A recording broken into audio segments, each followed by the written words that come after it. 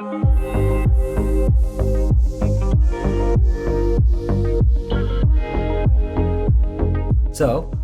Bobby, thank you for being with us today. Thank you, Rob. So tell us a little bit about yourself. What does Bobby Eppleman do in the world? First and foremost, I am a father and family man and a husband, and that stuff comes first in my life. So I'm usually planning my life around what the family is doing. And I have a daughter who is almost 2 years old, and my wife, Elizabeth. They've granted me the freedom to be here today and going up to New Jersey and allowing me to prepare as well for my job as an art teacher. When I do have free time, I'm working on the art business. I'm doing my passion. I'm discovering new things and just trying to find, what it is I can use to add value to people, as well as to myself, and stay true to what I love. And my number one thing is drawing in pen and ink and in pencil. Primarily architecture. How did you initially get into art and drawing and find that passion? I was always doodling as an elementary student, but I didn't recognize myself as an artist at the time. In second grade, there was a new kid in our school. We ended up becoming best friends. He and I would have sleepovers and just draw all night from Sports Illustrated for kids. They had the caricatures in there, and we would practice copying them. We'd draw the WWF, WWE, all the wrestlers and stuff. And having it be such an innocent entrance into art, just drawing for the sake of drawing on computer paper, was that was it for me. And then I got my first sketchbook in fourth grade at my birthday from a friend. I just never stopped drawing until someone said, "Oh, you need to paint in order to be worthy as an artist," or, I translated it that way. So I had all this drawing behind me, all this experience with it, which really helped in my being able to, map out a painting or what have you. But it started at a very early age, and it just happened organically. So when we met, you were drawing a building. Yes, I was. And you were talking about your architecture and your passion for drawing buildings. Uh-huh. So where did that come from? That came from wanting to switch it up. That was right when the feeling of I want to draw more started. And I do a lot of landscape. I love landscapes. It's like I'm a fan of landscapes. That's my hobby is doing landscapes. But architecture, that's the professional part. I went out at Reeves Park in Phoenixville, and there's houses all around the park. And I said, all right, what can I do? I have a child now. I need to switch up my practice of art because I can't sit down for 4 hours at a time anymore. So I just went and timed myself for 20, 30 minutes to draw a house in pencil as quickly and as accurately as I could. So it started as a drawing exercise. And as I drew these, I started to say, wow, this is really fun for me to do these little quick drawings.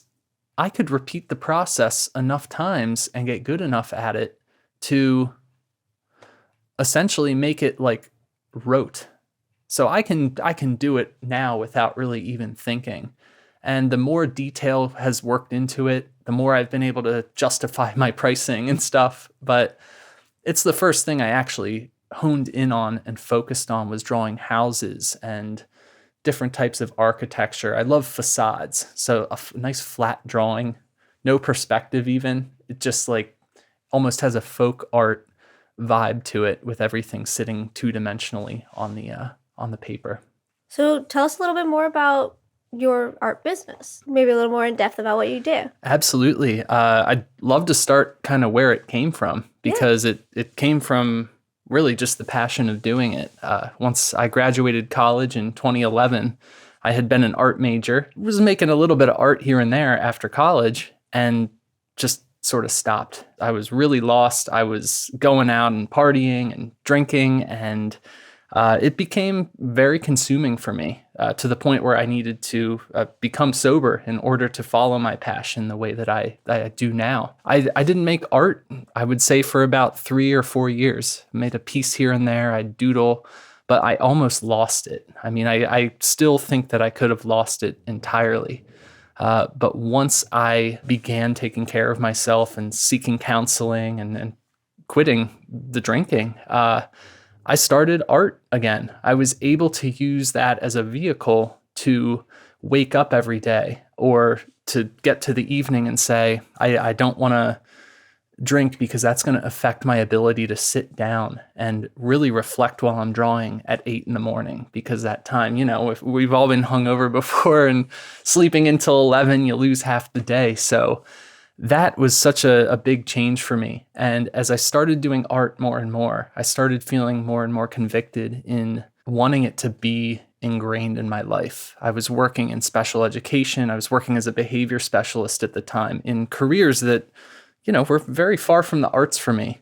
And as I was making art on my own, in my own time, I started to wake up and go to sleep only thinking about art. And it was so powerful for me that I had to say, I need to change careers. Like, this is not who I am right now. I need to be around it all the time. If I'm not going to have a business that I thrive with, I need to at least be around it. So I went and got my art teaching certificate from Kutztown University about 3 years ago. Through that time, as I'm at Kutztown, I'm feeling more and more empowered in the arts and wanting to make it into something. So I was commissioning a lot for people, doing pet portraits in houses, working in watercolor, oil paints, drawing. I just thought I had to do it all in order to meet the financial needs of it, I guess you would say. But as it's all developed, I started to learn what burnout felt like, which is just, we could have a whole conversation about burnout. But I started wanting to go back to what had originally started my passion in art back in second grade. And that was drawing in pencil, drawing in ink. And it's funny because it's kind of the lesser medium. It's the medium you use to prepare a painting for. And the paintings are the ones that make all the money, so to speak. People break that sort of stereotype all the time. However, I'm very good at staying true to who I am from my inner core. And I have really decided that I'm a draftsman. That's what I do. And that's where I want my arts to take me, whether it's for my own business or whether it's just for other people. That's, no money, no strings attached. So I know a lot of, there's art stereotypes all over the place, right? There's that stereotype that your parents are like, oh, you could be a doctor or you could be a lawyer, but whatever you do, don't go to art school. So, of course, we went to art school. You went to art school. So how does one break that stereotype? How does one prove them wrong and say, no, I can make a business out of art? What did you do? Well, my journey with that, actually, it started back in high school. Before I was really ingrained in the arts as much as I am now. I mean, I've always had them around me, singing and playing music and visual arts. But that took a backseat to sports for such a long time for me, to the point where I played football and track through college and played football beyond college and had aspirations to play in the NFL as a punter and got to go through tryouts and just... that was a lot of what sort of brought me into the realm of not really knowing who I was and what I wanted, because so much of that life was pushed by outside influences. And the arts was something that I constantly craved. I wish I had more of it at that younger age, but no regrets. I mean, everything that's shaped me has shaped me. But as far as breaking stereotypes, being an artist who was also... I'll call it a jock, especially football. At a young age, we're separated as kids and we are in social groups as here's the jocks, the football players. They're not very nice to the arts kids, or, these things happen. And I remember being around arts kids or music, and they didn't like how they were treated, or they would even treat others a certain way. So stereotypes can be a really negative thing. And I made this decision in high school to always stay true to what I want to do. I had this crossroads where I was like, should I just give up the arts and just be the sports guy? And I'm so glad that I said no to myself there, because no matter what criticism I ever got, I always knew that I could make the art as a way to just retreat back into myself. So to answer your question with the, going to art school, it wasn't the number one supported thing from people around me. You can't make money in it, you know? Well, you can make money if you decide to put the work in and teach yourself and keep failing over and over again until you start to achieve. I love when people tell me I cannot do something, or, hey, you might want to be careful here because this is kind of a waste of time, or you're going to close off a door in your life. I love it when people tell me that because it pushes me to open new doors or to find doors that I want to open myself. This makes me feel whole. And this has nothing to do with money for us. That's what it's all about for me. It's not about reaching a salary number so I can fully retire from my job at the age of 35 or 40. It's just living as an artist for the rest of my life and being that artist. I think that's very important because a lot of people, when we ask that question, oh, what's your business like? They'll say, they'll give us numbers, right? And that'll be, I guess, how they would measure success. Not everybody, but there are some people. A lot of times artists are like, oh, if I don't get a lot of praise on this art piece, like it wasn't a good art piece. But if you're able to look at it and say, no, I like this. If you don't like it, it's fine. But I'm proud of it. Like, yeah, I'm very fortunate to have had the success in sports, even though a lot of it drove me to where I was feeling depressed and having to cover that up with substances. But I know what it feels like to get award after award and MVP and All-American and this and that, thinking that like maybe I'll feel loved if I receive those things and continue to work. And because I was able to gain that so often and frequently, I realized that it never made a difference. But I'm just so glad that I got to realize that at a young age, because it takes and filters out all of the unnecessary things and materials that we really focus on as being measures of success. You own your own business, but it's not all you do. And you are okay with your business not being all you do. You work a day job that you seem to enjoy very much. I do. And you're spending time with your daughter. And you get to be with your family. So how do you balance everything? Has that been a struggle to find that balance? It has been a struggle. And the biggest struggle was when I put art first. And even upon having a child, I knew I was still part-time as an art teacher, which I still am. And that gave me time to be with her. But here comes that, when you have a kid, you're not going to be able to put in the time in your art that you used to. And I was like, well, I'll show you. And I did. I was like, I get plenty of time with her. I just stayed up later and got up earlier and, got the hours in and stuff. So art was really dragging me down. It was pushing me so hard, and it was taking the fun out of it, of having a family and being a teacher and making the art part the fun. They all work together. So finding the balance now, my balance is probably 20% art right now, 75% my family, and whatever the extra is, again, adding on a podcast. Not always the strongest suit for me, but is school. So it shifts, I just try to listen through prayer and understanding, like, what am I being asked to do, and am I willing to do it? Because as soon as I start pushing against that, I start to struggle, mentally or even physiologically. So let's actually talk about burnout for a sec. Totally.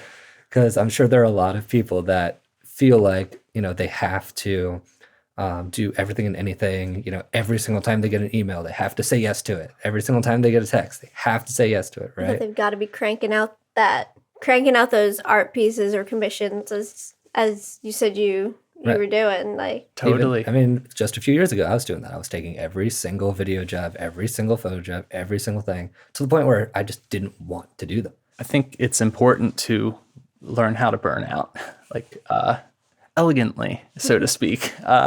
Just know that you are always at risk of burning out, and it doesn't mean that it's a horrible thing that can happen in your life. It's part of the process of having a business.